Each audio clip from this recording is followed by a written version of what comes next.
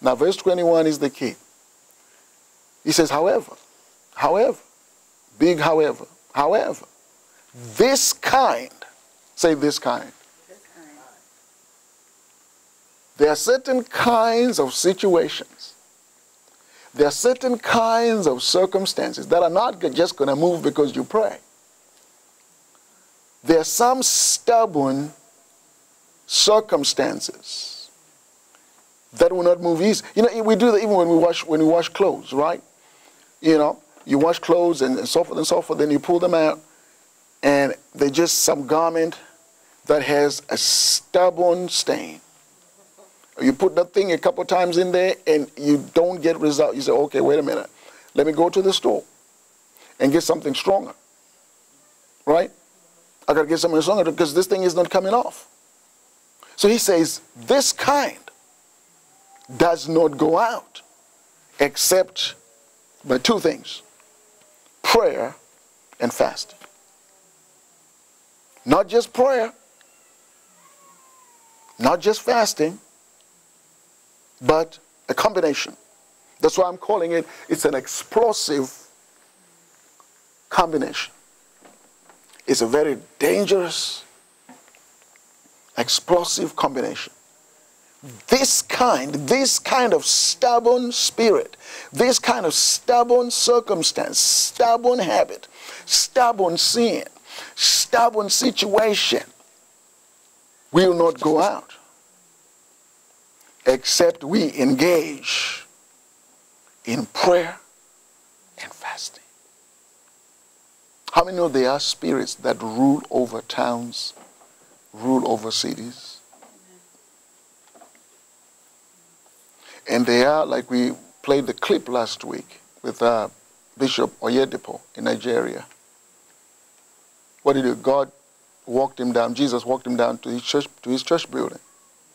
When he looked, he saw a black cloud over the door of the church. And God says, this has been the problem. Because every time people want to come in, that black cloud blocks them, hinders, discourages, and then scatters. So what did he do? He dealt with that thing. He had been, if you remember the story, this was the third day of a 3-day fast.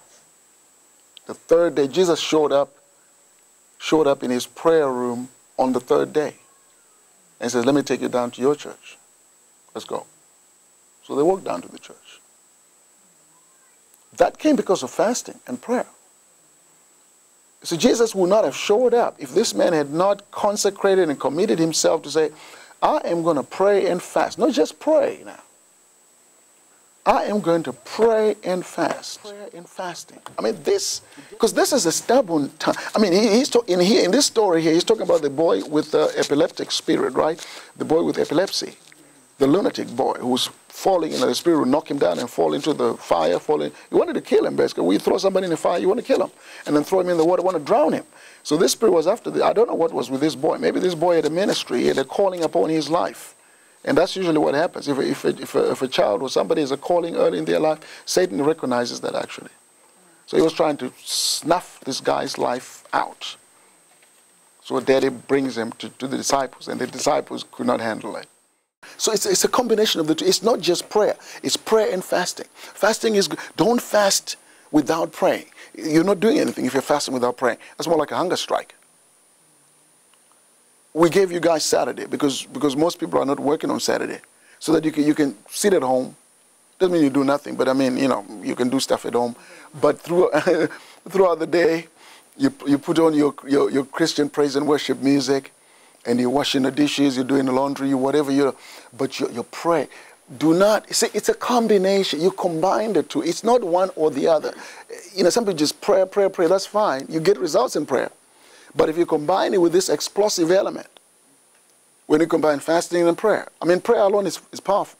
But if you combine it with, this is why Jesus at the beginning of his ministry, 40 days in the wilderness. Elijah actually, 40 days twice. Elijah.